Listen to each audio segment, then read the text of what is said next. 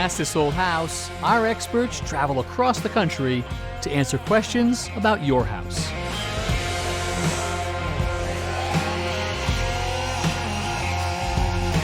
Today, our carpenter Nathan will show you how he outfits and organizes his work truck to make sure he always has the right tool for the job. Then, we'll reveal which centuries-old bathroom fixture is becoming more popular than ever. And we'll demo and replace an old, patched-up driveway. All that on Ask This Old House.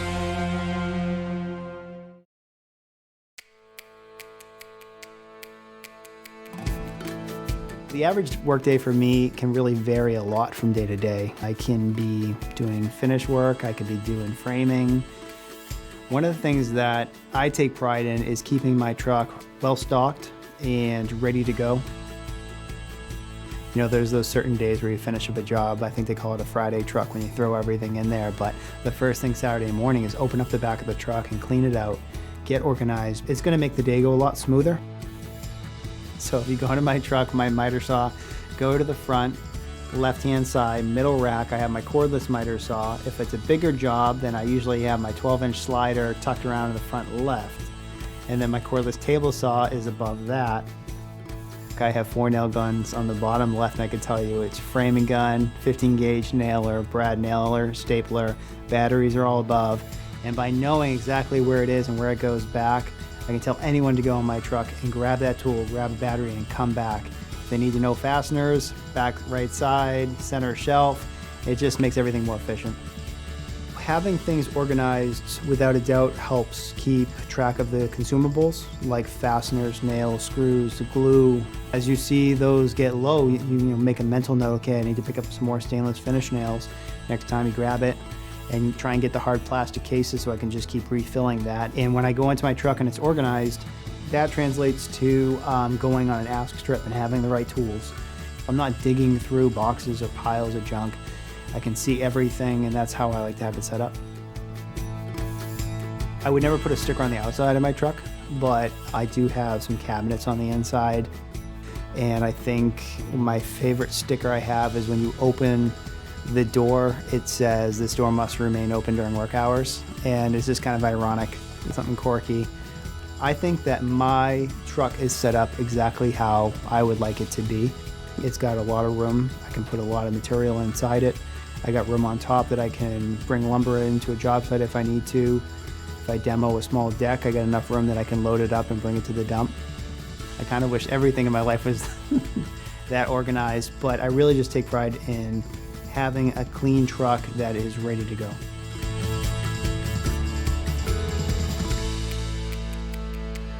Richard, I happen to know that you're a big fan of the bidet. How would you know that? How would you know that? It's something about our relationship. I just know these things. Well, I am. I'm a big fan of their function. Now, they're not that popular in the United States. They were developed in France, mostly, parts of Asia, with good reason, because it was a way to properly clean someone's undercarriage. Mm-hmm. Now, in the United States, they weren't that popular because they took up a lot more space. People weren't used to them. And you needed to have a proper drain and vent and hot and cold water to them. And you say they took up space. That's because if you had a bidet, you also had to have a toilet too, right? For all the solids to flush. And so you would be able to set the temperature just right. It would come up through a wand right here. You'd set the pressure underneath so that it wouldn't shoot through the roof. It would just sort of wash right here, and all the liquid would go down here. Okay. But the functions of this are really great. You save on a lot of toilet paper, and you can really make sure there's proper hygiene. Now, they're able, through miniaturization and progress, they're able to take these two functions and combine them together into one fixture. Gotcha. So welcome to the Uber toilet. This is the, whoa! Say hello. Morning. Hello, Kevin. So, wow, that's motion activated? Motion activated, all right, and it has a couple of wands that'll stick out right here, and that'll be able to spray upwards. But this has got a heated seat. Really? It does. It has a deodorizer. What? Right, it has a nightlight right here, so you can find the bowl in the middle of the night. And it comes with a controller with all the settings on it, all right? It'll also flush automatically. And that's important because this is a combo, so it flushes as well as does the hygienic. And automatically and make it flush. All right, so it's all built in. It needs electrical power to be plugged into the wall. And this is all these functions in one. So I guess it sounds cool. It also sounds expensive, like if it's doing all of those crazy You know, things. Kevin, I could put you into this baby for about $5,000. $5,000. You know, I don't low think monthly payments. I don't think I'm worthy. 5,000. Well, so the same technology has existed for a while, not in a one piece. It actually has been developed into a toilet seats that could go onto your own existing toilet. So the hybrid model. Right, so here's one right here. This toilet seat has almost every feature that that unit has, okay? It normally would have an automatic open here. It has a remote right here. And now, if you could just actually, it doesn't want to come on unless someone's sitting down. So you sit down right there, and there's a little hinge right there. Oh yeah, I can feel And a now- little activation. And now, if we do this, this wand should come out. So a little bit of water coming out. Okay, here Oh, it comes here. Look at that. Okay.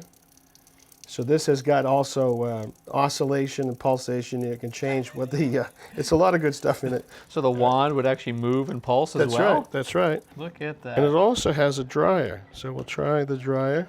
So in this case, you've taken a standard toilet and just added the sophisticated seat. That's right. The So bidet? here's the dryer right here. So you can feel it, that's warm air, okay? And the seat would be warm as well, Oh, look at that. okay? And if I took my hand off or if I It should stood up, stop the cycle. things should shut down Right. as well. Okay. So do I presumably save money because I'm You do, yeah. This is about $1,600, $1,700, okay? still a little rich for my butt. Well, there's still options though. So here's one that doesn't have the dryer. And it's going to be about half what that one is. I think about $700 for this one. But also a retrofit. Right. So any of them that are going to come, they're going to have some connections that are consistent. One's a water connection right here that'll intercede behind the toilet tank. This is an electrical connection. Now you're going to need to have a ground fault circuit interrupted in the bathroom, which is unusual. So that could be the one thing that makes this difficult. But otherwise, it's pretty straightforward. They're all going to have a controller, and they're all going to have some adapter that's going to allow you to adapt any of the seats to any of the toilets in the marketplace. So it starts by getting rid of this toilet seat. Pretty easy because it's just a couple basic screws, right? Yeah. Why don't you get that side here?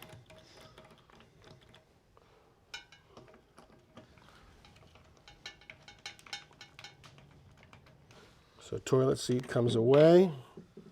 It just leaves us with the two connections there. So this adapter is really ingenious because there's so many different toilets you might want to adapt onto. So I've marked it so you go down through. just right back in. Just snug it right back in, please.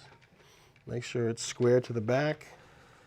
Pretty Okay. tight right there. See, now on the seat itself, it has a keyway in the back that'll allow us to slide this right on.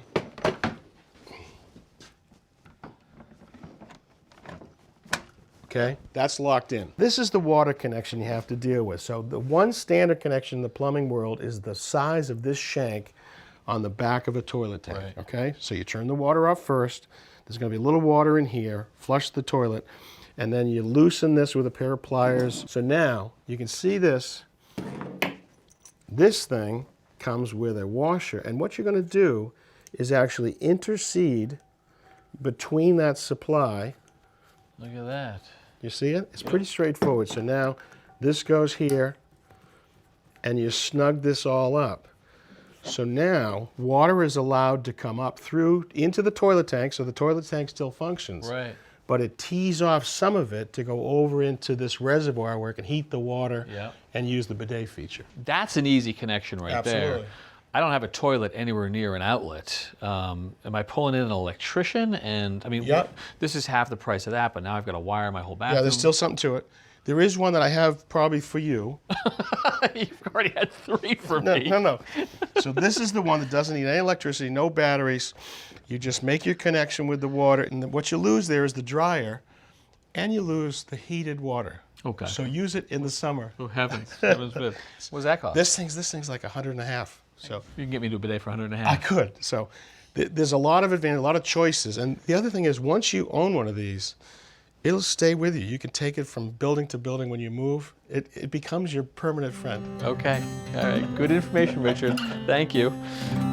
Mauro, Kevin. I think of you as a brush guy, you throw mini roller at me, and now you're bringing out spray paint? Well, this is what I like. When I use those guys here, it's only when I get like a small project. Okay. Let's say you got this beautiful handrail, so you place like 3 or 4 balusters. So you don't want to, spray it with a machine or anything. Like small project, fits really well. And there are a lot of little spaces in and out here, so I guess I can see you spraying it. Okay. Right. So for materials, we've got pine balusters. Looks like we've got some, We is got that some cedar? fir, we got fir Thank down you. here, and we got this beautiful mahogany handrail. Beautiful. How do you want to finish this guy? Well, this guy here, I hate to paint that. It's beautiful by itself. All we need to do is put a coat of a lacquer on it Yep. or a coat of a polyurethane on it. Both are going to be clear. Both is going to be clear. You have a preference in this case? I think we're going to do lacquer in this. It gives us a harder finish and it will look nice better. So you want to start spraying? I want to start smear. What do you want to do for prep? This is nice and smooth. Yeah, this is nice and smooth. I already went ahead and I did a lightly sand. So what I like to do, I like to protect this area here even before we paint that. Can we tape it? We can tape it, absolutely. All right. Let's lay it down flat like that. We got a piece right Yeah, there. if you want to kind of just see it in there, it looks good. I'm tight there. Tight there. Type right in there. Just shake it up a little bit. And then you're going to take about 8 to 10 inches away from the surface, just like that. A very light coat will do it. Remember, we're going to put 2 coats, maybe 3. You want to handle that? 8 to 10 inches. Keep it moving. Yeah. Look at that color. Look at that pop. This will take about 35, 40 minutes to dry. All dry, Mauro, and a All good call dries. going with the clear coat. That's It beautiful. looks really good. And now it's time for us to prime, but first we got to protect this piece here. So use the right primer for the right material. Metal primer for metal, wood primer for wood. Metal primer for metal, wood, wooden primer. I'll get this for you. We're gonna do black for all the balusters. It's gonna look great. Fancy. But I like to use a tinted primer because we're gonna have a much better coverage with that. Okay, and you always want to do a primer because sometimes there's primer and paint in one can. Well, this is the way I like to do it. I like to use the primer first, only primer, and then I'll top coat it with whatever coat that I'm gonna do. Then that's the way we're doing it. That looks good already.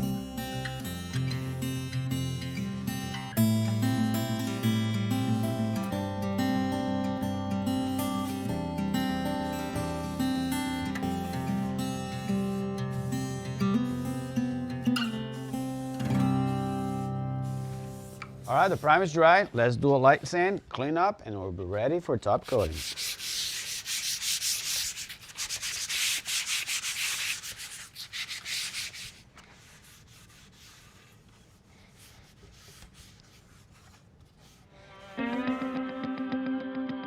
We'll do the same way. That's right there.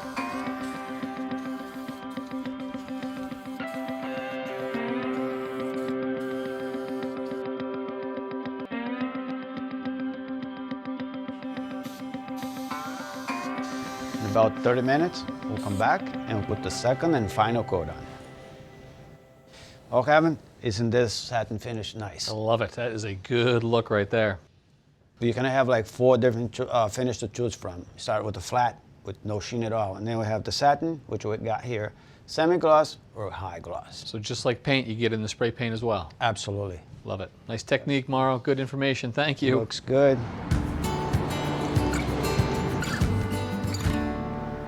Good morning, Mark. Hey, Britt.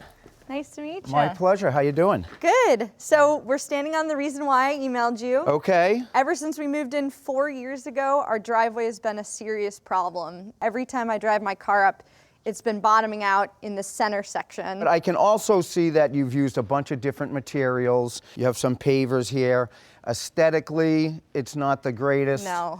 And function-wise, we'll do what we can with it, but these stone walls are great. I love the landscape.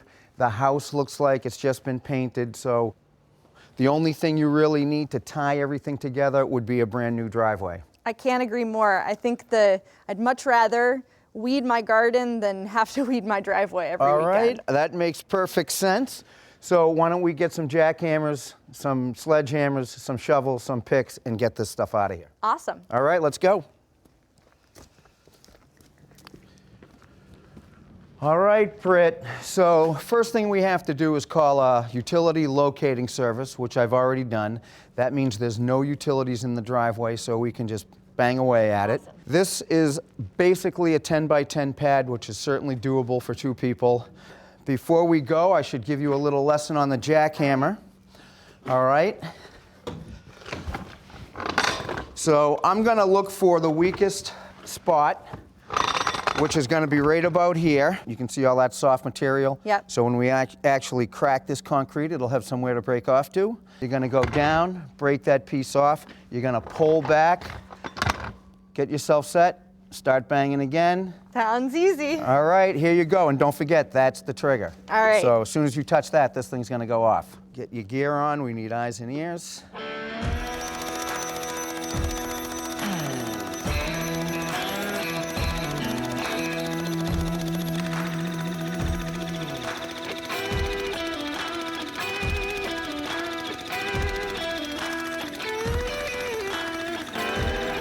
Hey, Britt, I'm going to take this pick. I'm going to pry up those pieces. You can just toss them into the pile. All right, awesome. All right, Mark, now that we're moving to the asphalt, do we need to do anything differently? Well, now that you bring it up, we're going to switch hammers, okay? This one's a lot smaller and it's a lot lighter, mainly because the material is a lot softer. Okay. We've changed the bit on this one. As you can see, this one has a little bit of a scoop on it. This hammer actually operates on a button, not a trigger. Okay. So as soon as you push that button, it's going to go. So, and once we get done with all this, we're going to cart everything off to actually 2 different places. The concrete is recycled in a different place than the asphalt. So the concrete's being shuffled off right now, and once we break this up, load it into the truck, and it'll go to another recycling plant. All right. All right, let's get going. Great.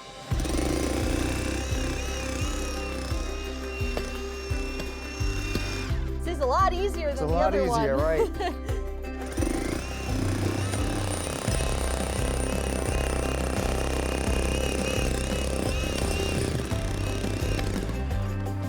Yeah, that's it. All right, we're able to analyze the existing base.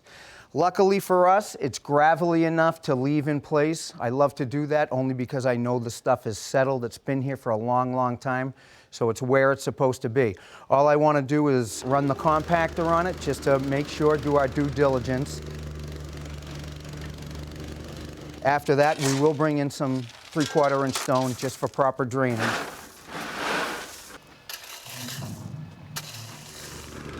Next, we'll run the compactor over the stone. Hey, Mark, what's that for? What this is just a fiber board, but because we know the new concrete is going to be moving differently than the stone in the existing concrete, which is the garage and the sidewalk, we want to make sure we put an expansion buffer in there so when everything is moving, it's moving into a soft area, not something that's rigid and hard. It was actually part of the downfall of the original driveway. So we're going to alleviate that problem. Okay. But going down the stone walls, this is actually the same thing. It's just a buffer, but it's made of styrofoam. What's going to be different about the front and the sidewalk going down those stone walls is all the inconsistencies that the stone wall provides. So that's why we want to use a flexible material like this. And then, of course, the concrete will keep it secure. All right, Britt, so what we're doing right now is very important. This is our reinforcement. So we lay this wire down, and when we're pouring the concrete, we'll pick it up halfway to make sure it's in the concrete, but it's a step we can't miss. This is going to keep the concrete together. All right, that's great. So are we all ready to pour then? Yes, we are. Let's get at it. Awesome. All right, Britt, so the truck just pulled up, but let's do a quick review. We had 2 choices, asphalt and concrete. We chose concrete just because it's long-lasting.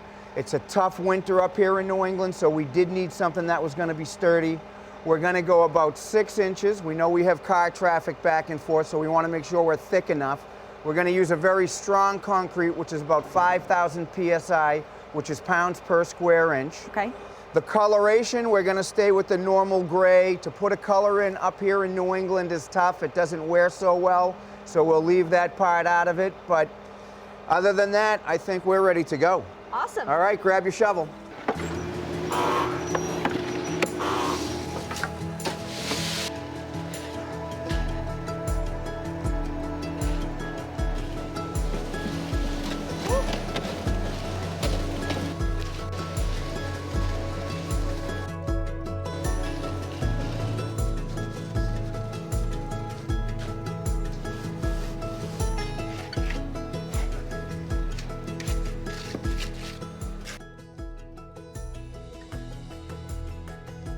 This is called a bull float. It's gonna even out all the low spots and knock down all the high spots.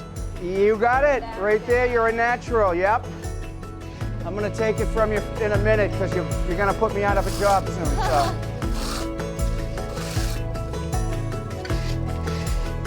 Mark, when we're done leveling this off and smoothing it out, how are we gonna finish the edge?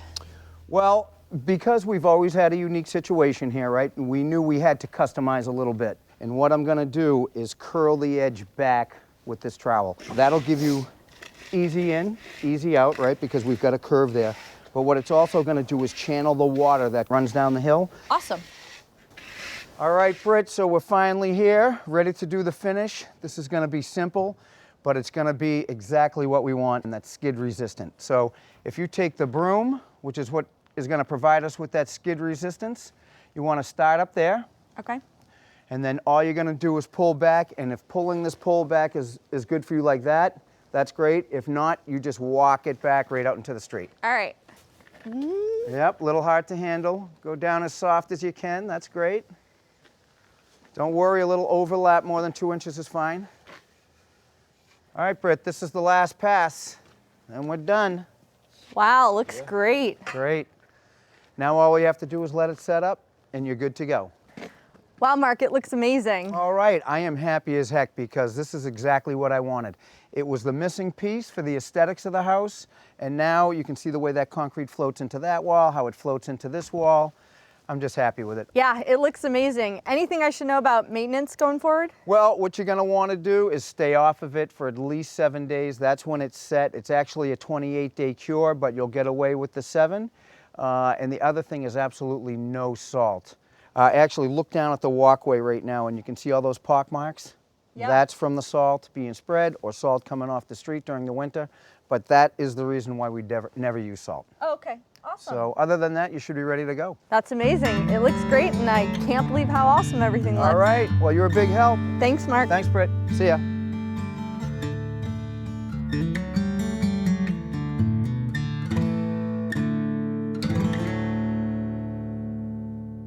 Next time on Ask This Old House, from green waste to brown waste, we'll show you how to start composting at home. Then we'll kick off our backyard renovation series by installing a supportive concrete block retaining wall. And we'll construct custom built-in drawers, cubbies, and shelves for a front hall closet.